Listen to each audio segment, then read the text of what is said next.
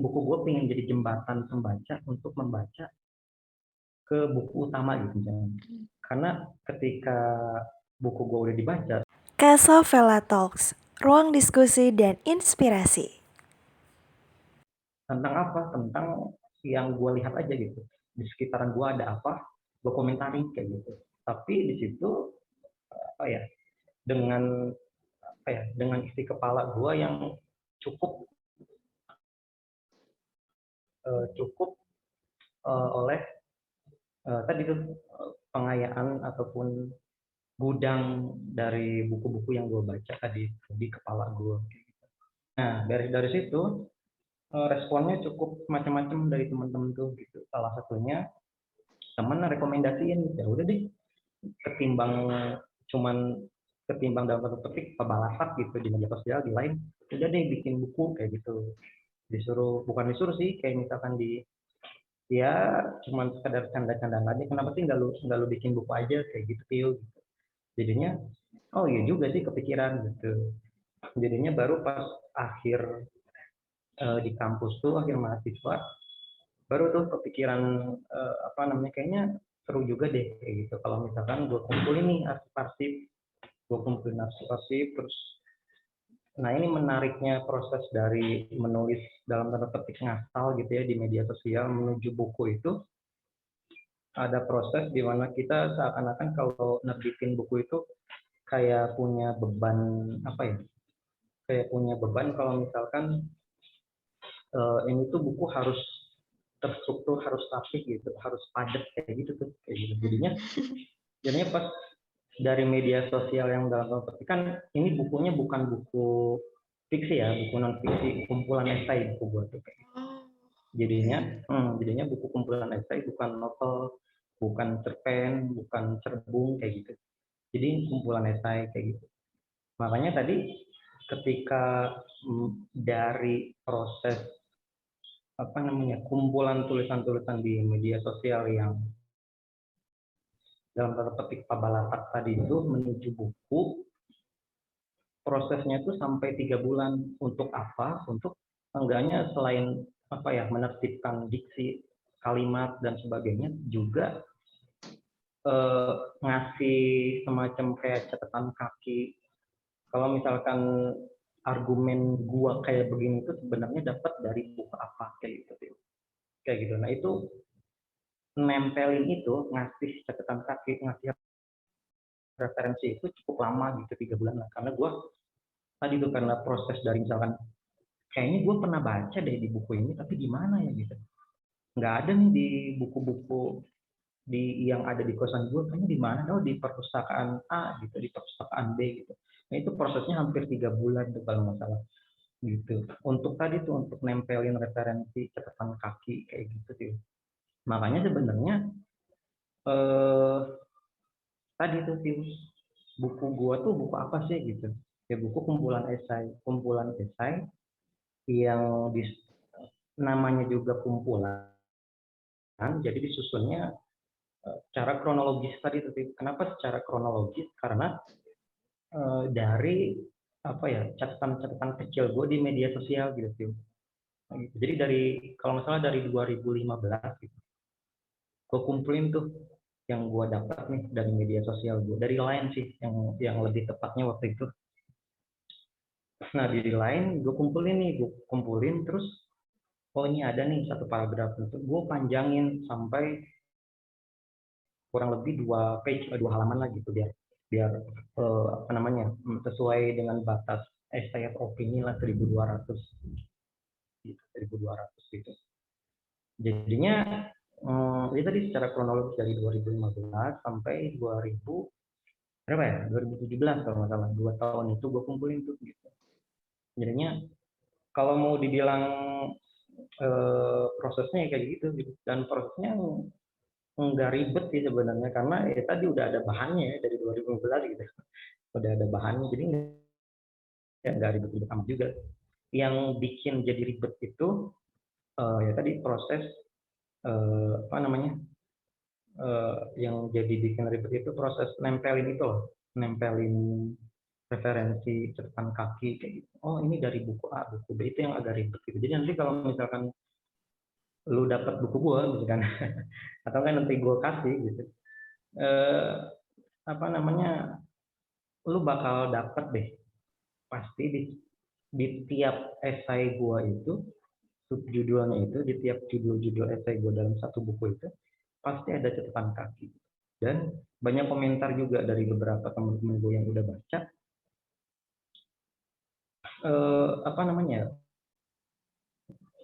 seakan-akan buku gue ini sekedar eh, tempelan dari buku A, buku B ditempel-tempelin jadi satu esai dengan tema yang sama gitu. Misalkan tema tentang apa ya? Tentang nasionalisme kayak gitu misalkan ya.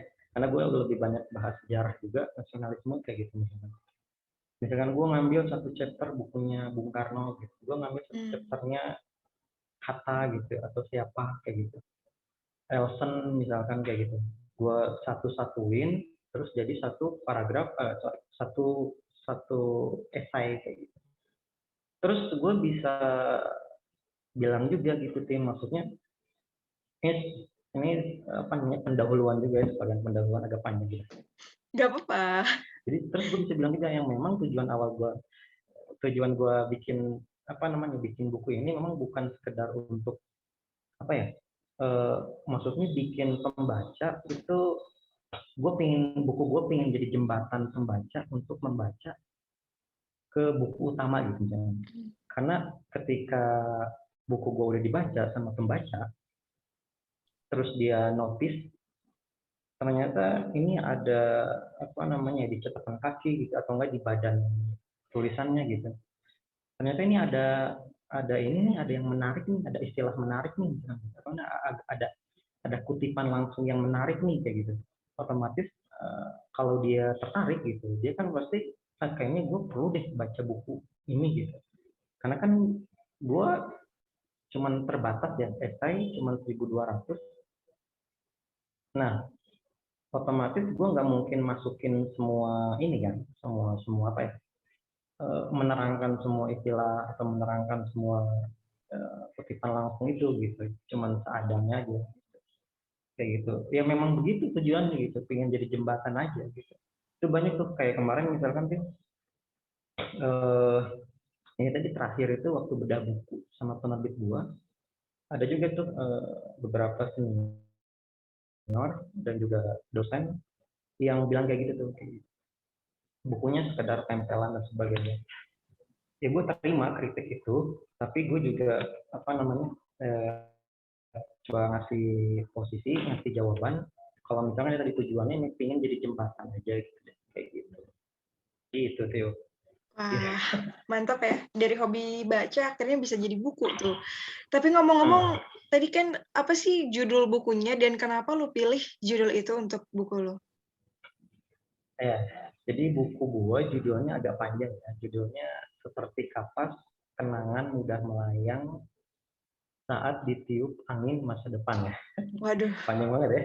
lumayan. Itu sebenarnya itu sama editor sama penerbit itu cukup lama tuh debatnya. Ini harus diganti nih judulnya, kepanjangan dan sebagainya. Terus gue pikir-pikir, enggak deh, kayaknya keren. Menurut Unik gue ya, keren gitu. gitu. Ya unik gitu. Maksudnya eh, kalau dari sisi substansi, menurut gue itu cukup unik dan gue ngerasa pas aja gitu. Cukup unik dalam artian eh, memang nggak menggambarkan keseluruhan isi buku gue, kebutuhan esai gue, tapi eh, kan biasanya kalau antologi itu tuh judul utamanya itu kan biasanya diambil dari subjudul itu ya, kayak gitu. Nah, judul esai yang itu yang di dalam buku gue itu waktu itu sangat esai yang sangat gue sukain kayak gitu. Nah, jadi secara pribadi gue ngerasa kayaknya ini bagus gitu, unik, personal banget buat gue sebagai penulisnya. Terus yang kedua, secara komersil sebenarnya kalau mau dipikir-pikir eh, apa namanya ya, komersil juga gitu. Maksudnya tuh kan pasti orang ngelihatnya itu sebagai novel ya, atau enggak sebagai cerpen Iya, ya gitu, bener. ketimbang kumpulan esai ya kan? Gue pikir Iya. makanya itu tuh novel, cerpen, atau kayak lebih kayak curhatan perasaan atau gimana gitu awalnya mikirnya. Diary gitu ya, kayak Raditya Mm-mm. Dika gitu ya. Nah, itu makanya jadinya strategi pemasarannya apa ya, seenggaknya kayak ini buka dapurnya. Jadi deal-dealannya sama penerbit ya udah deh pakai judul itu, tapi eh, di apa ya, kayak subjudulnya di bawahnya jangan ditulis kumpulan esai gitu, tapi udah gitu aja kayak gitu. Maksudnya biar mungkin yang baru melihat pertama atau sebagainya, kayaknya ini menarik nih, mungkin kumpulan esai, kumpulan puisi, apa novel atau apa kayak gitu. Jadi beli deh gitu, pas dibuka kenapa jadi gini? Itu lain cerita gitu, namanya penerbit kan dia pasti melihat sisi komersinya juga kan. Jadi gua ya udah oke aja, yang penting judul gua tetap itu gitu, tetap aman kayak gitu sih. Hmm, iya sih. Tapi buat total dari buku lo itu berapa halaman sih untuk semuanya, dan ada berapa Aduh, buku kira-kira yang lu notice gua di udah buku lupa, itu? udah lama. Ada apa? Berapa buku yang lu notice di buku yang lu bikin? Kan tadi diambil Oh, dari beberapa buku gitu ya. aduh, nggak dihitung ya kalau soal notisnya gitu, nggak dihitung. Tapi kalau jumlah halaman, gue coba eh, pikir-pikir ulang berapa ya? Aduh lupa juga. Nggak tebal kok, simple aja. Nggak 100-200 halaman ada sedang-sedang ya? aja. Hmm? 100-200 100, halaman. Hmm. ya ya, di bawah 200 deh kayaknya. Tapi Hmm. di atas 150 Mhm. kayaknya, ingat gue. Gitu. Wah, Atau gini siap. deh, dipukul rata misalkan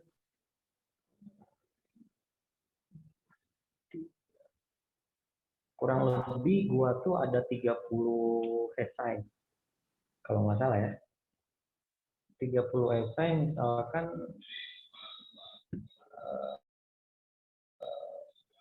misalkan, satu esai 5 lembar ya.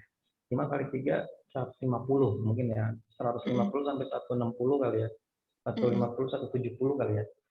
Mungkin ya. Ini sorry karena memang udah lama banget nih bukunya. Dari 2017 Gitu. ya? 2017 ya, 17. Udah 5 tahun yang lalu. Enggak ya, ini 2018 deh kan. Oh. 17. Gue jadi lupa. Pokoknya terakhir event yang sama lu itu kan 2018 akhir. Dan waktu itu udah banyak yang bilang soal buku lu kan. Oh Disenggol-senggol ya. waktu event itu.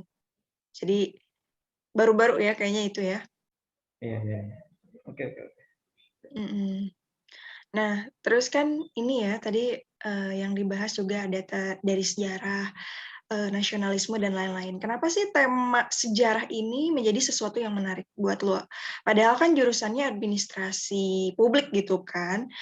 Biasanya yang hitung-hitungan tuh kayak gimana sih? Terus tiba-tiba kenapa tertariknya sejarah? Dari belakang dulu ya, Mm-mm. gua koreksi dulu. Jadi Oke. administrasi publik itu bukan, hitung-hitungan tuh subbagian terkecil dari administrasi publik. Di administrasi publik itu eh, apa namanya, skup besarnya itu tentang kebijakan publik. Jadi Hmm. gimana caranya negara itu bikin kebijakan yang punya manfaat untuk publik, kira-kira gitu deh. Wah, Kayak oke. gitu. Karena gue nggak belajar kali ya, jadi nggak tahu apaan gitu. Tapi itu wajar sih, Phil. Soalnya dari namanya administrasi publik, bahkan juga, tapi ini Administrasi gitu bagian kan. juga. Bahkan administrasi juga, eh, misalkan soal tata usaha itu juga dipelajarin gitu. Karena itu juga, kalau gue inget-inget ya, arti dari administrasi dalam artian secara sempit, yaitu gitu. Apa namanya, tadi soal administratif gitu, tata usaha, surat menyurat, dokumen-dokumen kayak gitu. Tapi kalau secara lebih luas, Menteri Publik itu ya tadi tentang kebijakan publik kayak gitu. Nah, terus koreksi yang kedua, eh, sebenarnya nggak ada tema utamanya ya, Phil. Jadi eh, kayak misalkan kalau gua analogiin kayak misalkan bukan analogiin, kalau misalkan lu gitu, lu ngelihat ada hal yang menarik enggaknya menurut lu di depan lu gitu. Nah, terus lu pingin mengobservasi itu gitu. Pingin pingin lihat-lihat, pingin rawang-rawang kayak gitu. Nah, terus jadi ini itu tulisan kayak gitu. Jadi temanya macam-macam, seenggaknya ketika rentang 2015 sampai 2017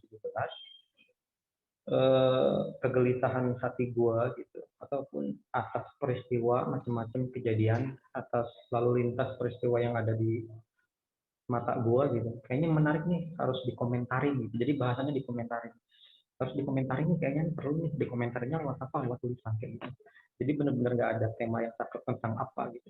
Makanya waktu diskusi sama penerbit itu kayaknya disusunnya nggak secara tematik deh gitu, tapi secara kronologis aja gitu. Karena memang nggak ada satu tema yang besar yang perlu jadi apa ya, semacam jadi kayak apa namanya, ada di sampul buku gitu, ini tentang apa sih gitu. Macam-macam juga, dari sejarah, ada juga tentang apa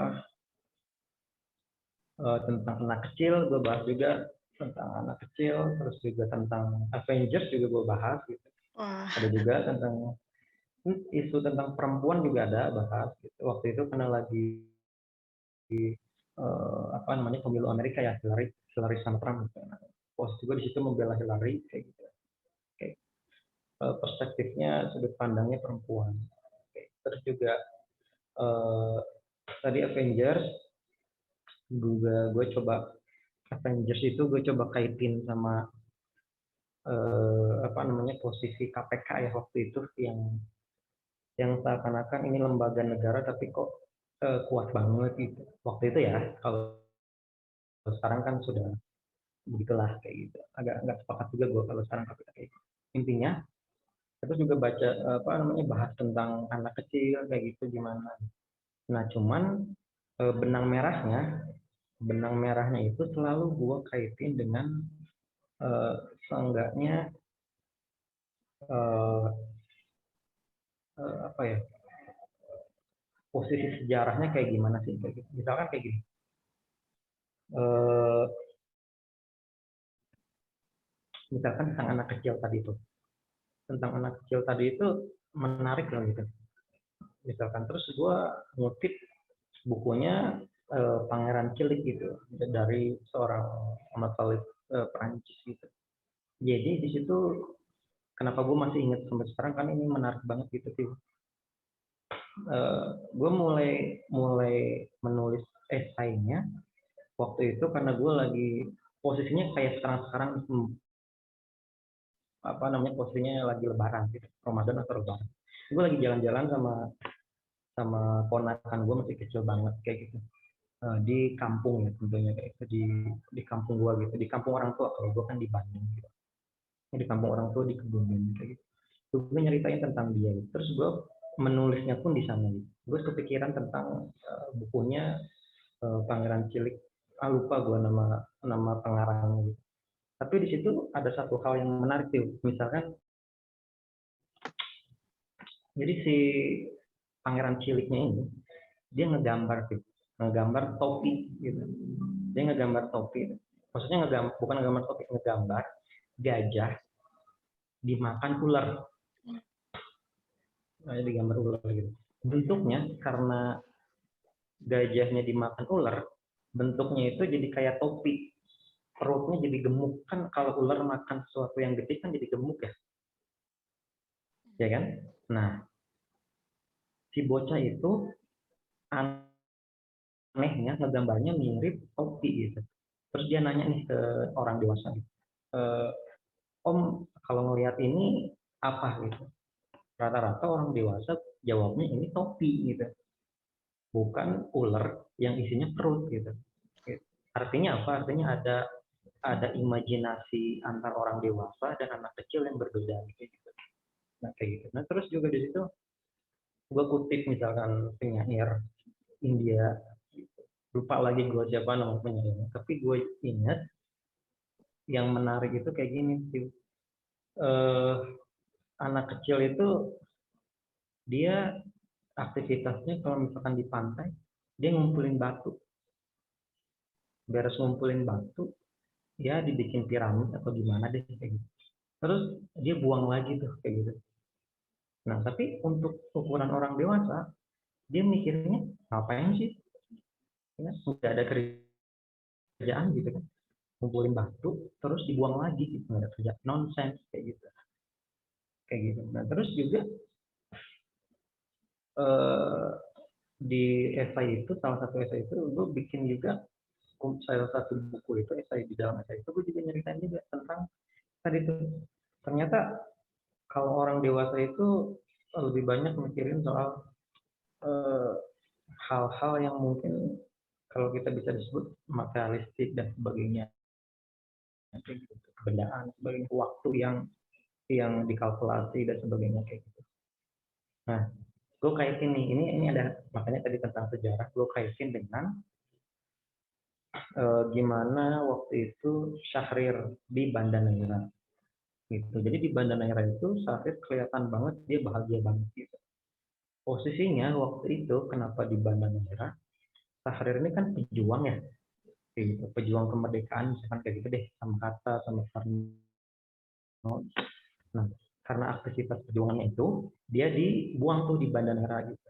Nah, karena di Banda Neira nggak ngapa-ngapain, kasarnya kayak gitu, aktivitasnya gitu, tentu ada pendidikan keluarga dan sebagainya itu ada gitu. Tapi dia juga bermain sama anak-anak Syahrir ini gitu.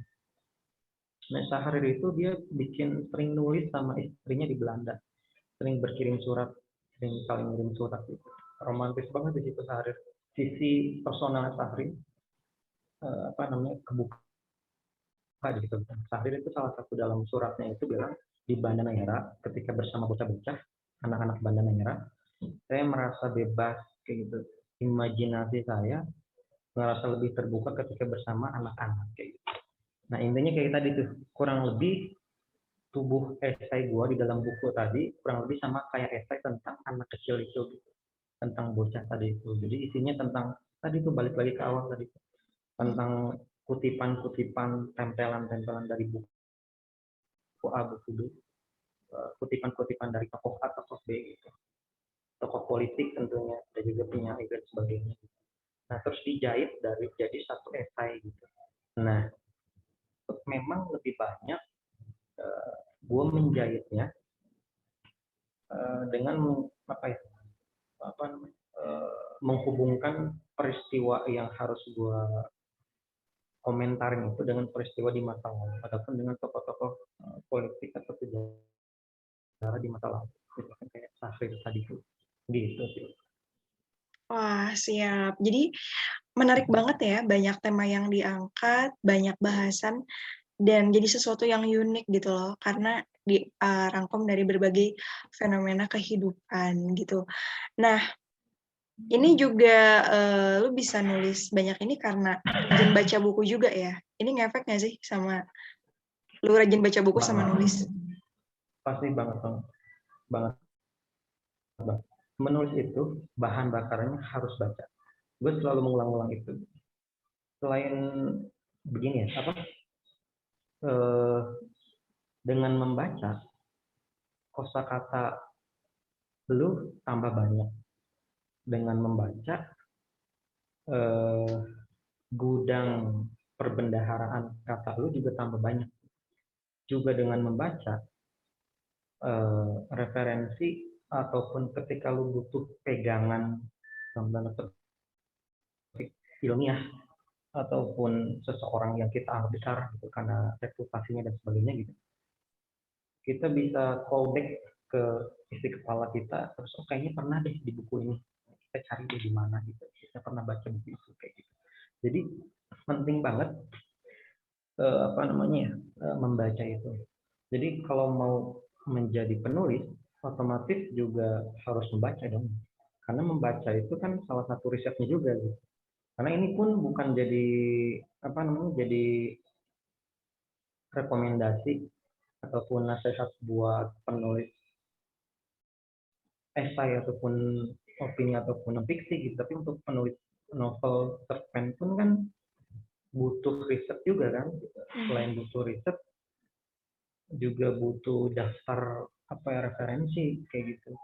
Aku ingat juga tuh, misalkan siapa di Lestari, ya kan, novelnya yang aduh lupa, yang tentang rasa itu loh, apa ya? Banyak banget. Ada Tentang rasa, tentang penciuman, aroma penciuman. Aroma karsa kalau nggak salah. Aroma karsa kalau nggak salah ya. Dia itu riset tuh karena intinya mengolah tentang indera penciuman, hidung, indera penciuman. Dia riset tuh dari Bantar Gebang yang dianggap sebagai puncaknya dari apa yang disebut bau gitu, sampai dia pergi ke Paris dari puncaknya apa yang disebut wangi gitu. Gitu. Dia riset tuh gitu. Kayak gitu. Dan itu kayaknya lama banget, bahkan bertahun-tahun dia risetnya itu tentang indera penciuman. Jadi intinya mau apapun karyanya gitu, membaca itu hal yang sangat penting buat tadi seorang penulis ya, mau menulis apapun gitu. Termasuk kalau menurut gua ya, sekalipun itu nulis di media sosial ya gitu. buat gue ya, seenggaknya biar nggak cuma sekedar asumsi kayak gitu deh. Ya biar nggak, jadi ada kutipan menarik tuh soal banjirnya informasi di media sosial. Internet itu membuat internet itu seperti seperti bunga, seperti kebun bunga gitu. Karena bikin orang bisa menanam bunga gitu. Tapi sayangnya di kebun bunga itu sebagian besarnya bunganya busuk gitu. Wah. Jadi yes, mungkin jadi bisa jadi.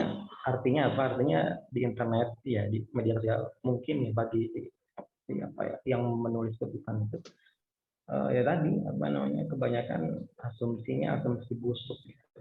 Mungkin ya gitu. Wah, siap ya. Kayaknya dalam banget ya kalau ngobrol sama lu tuh penuh filosofi. Apapun bisa jadi berkembang gitu hal-hal yang sederhana. Ya. Cara gua ngomong juga kayak gini soalnya dari dulu. Enggak apa-apa. Udah bahasnya begini, cara ngomongnya begini. Sorry. Tapi lu ada rencana nulis lagi nih? Itu kan 5 tahun yang lalu. Pertanyaan lu sama kayak pertanyaan penerbit gua. Kapan nulis lagi gitu?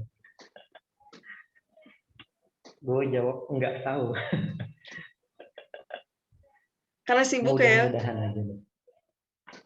Iya, karena kan memang karena memang dari awal motif tadi tuh balik lagi ke awal tadi sebelum record.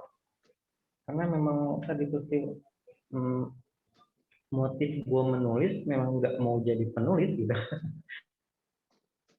Gitu. Jadi motif gue menulis sekedar ingin mengomentarin aja gitu peristiwa yang gue lihat. Nah kebetulan aja ada temen yang dalam tanda petik menyuruh gitu, udah deh jadiin tulisan gitu ya, jadi seenggaknya jadi legacy gue pas gue jadi mahasiswa deh, kayak ke adik-adik tingkat gue misalkan kayak gitu. Jadi sebenarnya di dalam hati kecil pun dari awal gue menulis ya tadi nggak ada kepikiran untuk jadi penulis.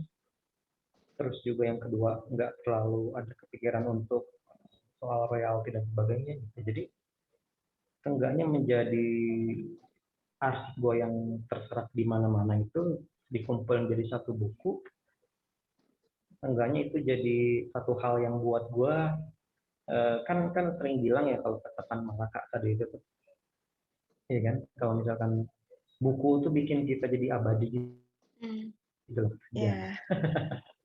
Ya nggak sih, seenggaknya satu buku itu ya Seenggaknya satu buku itu mewakili alam pikiran gue deh gitu, seenggaknya ya gitu. Seenggaknya. Makanya karena di catatan kata pengantarnya, gue bilang begini di paragraf akhirnya. Memang buku ini tuh nggak ada kesimpulan. Nggak ada kesimpulan.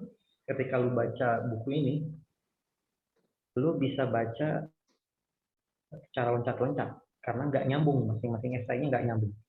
Lu bisa baca secara loncat-loncat dan lu nggak akan ketemu kesimpulannya apa, nggak akan.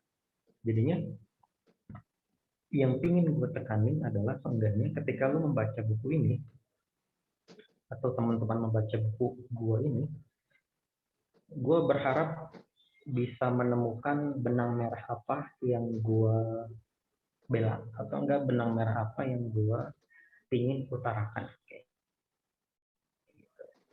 gitu. Wah, siap, mantap ya. Jadi bikin penasaran Gitu. juga nih sama buku lu, karena pengen tahu juga apa yang lu pikirkan.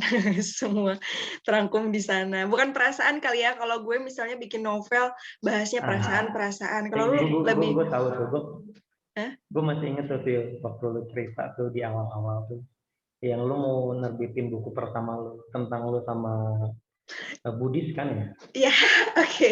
Gue masih inget. Iya. Dan lu ngasih, kalau nggak salah lu ngasih PDF-nya ke gue buat gue baca. Oh Gue ya, masih inget tuh. Iya, kalau nggak salah. terus lu Waktu itu baca? awal-awal sih, masih bab-bab awal gitu ya, gimana lu pergolakan batin lu lah dengan sang Buddhis gitu. Memang Waduh, lu sampai sekarang masih di situ, maksudnya masih bergulat di tema-tema soal batin, teologi spiritual gitu gitu. masih. Nah, Enggak sih. Jadi gue tuh kan emang novel pertama tuh ada yang tentang spiritual, pergolakan gitu, khususnya dalam Buddhisme. Cuman kesininya gue nulis novel yang lebih ringan gitu lah. Cuman kayak kehidupan pribadi, tragedi-tragedi cinta biasa. Terus udah kayak gitu, teman-teman gue yang baca novel-novel gue, kan gue udah nerbitin 3 novel tuh ya. Mereka tuh banyak juga yang bilang malah lebih suka novel yang biasa aja katanya, karena nggak mikir gitu. Mungkin karena ada pasar-pasarnya sendiri ya. Gue malah ada yang gue tulis yang lebih dalam, gue yang menganalisa yang kayak gitu. Nggak semua orang suka gitu. Malah yang ringan, ternyata banyak yang disuka. Makanya nih gue juga mau nerbitin novel lagi ke hal-hal yang lebih ringan aja sih. Jadi ya udah apa adanya, nggak harus kelihatan intelek luar biasa kan, karena ya karya yang lain juga banyak yang biasa aja. seenggaknya soalnya lu masih relate lah, maksudnya dengan lu sebagai jurnalis kan memproduksi kata ya. Apa namanya, dengan lu sebagai ingin menulis novel lagi gitu, seenggaknya masih relate gitu. Jadi energinya masih satu frekuensi lah gitu. Ya karena kerjaan gue nulis ya. Gitu. Kerjaan tiap saat. Gua, gitu. Jadi gue mencari energi untuk menulis lagi agak susah ya dengan kerjaan. Tapi sekarang lagi apa ya? Lagi berusaha sih gitu. Pengen deh kayak nulis esai lagi gitu. Karena memang kalau gue sih, kalau mau jujur, memang gue lebih suka dan lebih memang bukan cuma lebih suka ya, lebih banyak bahkan bacanya yang ini, yang non fiksi gitu. Baca novel cerpen ya cuma sekali 2 kali gitu sih. Gitu. Jadi bacanya esai, opini orang kayak gitu. Iya termasuk sih. Ya juga, tapi bukunya yang non fiksi. Karena emang novel sama cerpen kayak nggak berbakat di situ. Nggak ada bakat di situ. Iya, karena ada passionnya masing-masing lah, maksudnya ada kesukaannya masing-masing. Kalau gue lebih suka di novel karena gue nggak harus menganalisa sesuatu gitu. Maksudnya memang sih novel juga ada analisanya ya, maksudnya ada hal yang kita cari. Tapi yang nggak se-effort kalau misalnya kita nulis karya ilmiah. ya kan? Karena harus banyak cari referensi. Kalau gue referensinya dari pengalaman pribadi, dari perasaan pribadi, ya udahlah jadi gitu. Jadi nggak kemana-mana gitu. Oke, mantap. Ya, tapi ya lumayan lah ya. Jadi nambah insight juga buat gue ya tentang tulisan itu kayak banget macamnya gitu. Termasuk juga apa yang kita pikirkan, apa yang kita rasakan, mungkin yang kita lihat nih kayak Sofa juga bisa jadi buku ya. Seperti itu. Itu juga bisa jadi kumpulan. Ya gue doain semoga nanti bisa tetap produktif, bisa Amin. terus. Dan mungkin ada hal terakhir, terakhir lagi ya. Hal yang pengen lu sampein buat kita apa nih? Atau rencana lu ke depan seperti apa? Apa ya? Yang mau disampaikan ya? Mungkin karena memang gue suka banget sama buku ya. Jadi mau profesi apapun lu gitu, buat teman-teman yang denger ataupun yang nonton juga nanti, mau mau profesi apapun lu nanti, usahakan tetap membaca gitu. Sesuai dengan apa namanya ya passion lo aja, suka lo apa gitu. Kalau suka novel, suka cerpen, ya silakan. Ataupun yang non fiksi silakan. Mau fisik silakan, mau digital silakan. Apalagi sekarang ada audio gitu, dibacain gitu. Pengantar tidur silakan gitu. Karena memang buat gua dengan membaca itu enggaknya kita jadi punya tadi tuh, balik lagi ke tadi tuh, kita punya bahan atau referensi atau gudang ilmu di kepala kita gitu, ketika kita dihadapkan dengan satu problem dalam kehidupan kita, termasuk mungkin di dalam pekerjaan kita. Memang mungkin kayaknya nggak nyambung banget juga gitu. Tapi kalau misalkan lu bisa ngambil hal saripati dari apa yang lu lihat, apa yang lu baca, mengabstraksikan apa yang lu baca, ada hal-hal yang pasti nyambung gitu deh gitu. Hal-hal wisdom atau hal-hal yang bisa lu petik gitu dan lu implementasiin di sehari-hari lu. Atau misalkan yang paling simpel deh, misalkan itu kan, misalkan kalau misalkan gue terlalu kebanyakan ngomong abstrak, kebanyakan konsep dan sebagainya, misalkan kayak tadi nih sepanjang kita ngobrol, misalkan yang jadi bestseller, misalkan bukunya apa namanya, yang filosofi teras itu kan, itu bagus juga kan, maksudnya hal-hal yang abstrak, apaan sih ini, filosof dan sebagainya gitu-gitu kan. Tapi itu bagus, penulisnya bisa membumikan itu menjadi keseharian di abad ini, gimana nih cara ngejalanin stoik itu gitu. Juga misalkan kalau misalkan yang paling familiar banyak dibaca, misalkan soal buku-buku pengembangan diri gitu kan, kayak gitu-gitu itu kan berguna banget buat seharian kita gitu. Psychology of Money gitu, gue lagi baca itu. Gimana cara kita memandang uang gitu, di tengah kehidupan Jakarta yang seperti ini gitu. Jadi gimana kita memposisikan uang itu gimana, gitu-gitu deh. Jadi sebenarnya pasti mau genre apapun buku lo, gue yakin pasti bermanfaat di kehidupan lu sehari-hari dan teman-teman. Wah, siap. Mantap ya. Jadi kita harus selalu semangat. At least kita kalaupun belum bisa menerbitkan sebuah buku, ya baca buku aja dulu ya. Karena lewat baca buku banyak hal yang bisa kita dapatkan, inspirasi, dan sesuatu mungkin yang bisa bikin hidup kita jadi beda. Oke. Thank you banget loh, Sofa, ya udah nyempetin waktunya. Meskipun lu sibuk kerja ya. Nih ya, dari pagi, sore, makanya. Semoga Ya, juga lancar. sama-sama. Semoga juga lancar terus, makin sukses ya. Pokoknya the best lah, doa terbaik. Iya. Dan teman-teman, itu dia ya bincang Casavella Talks kali ini. Makasih sudah nonton. Jangan lupa like, subscribe, dan pastinya juga pantengin terus di Casavella Talks, karena nanti aku bakal ngajakin teman-teman aku yang lain yang semoga juga bisa ngasih insight baru buat kamu. So, Tiwi pamit, Sofa juga pamit, and see you. Bye.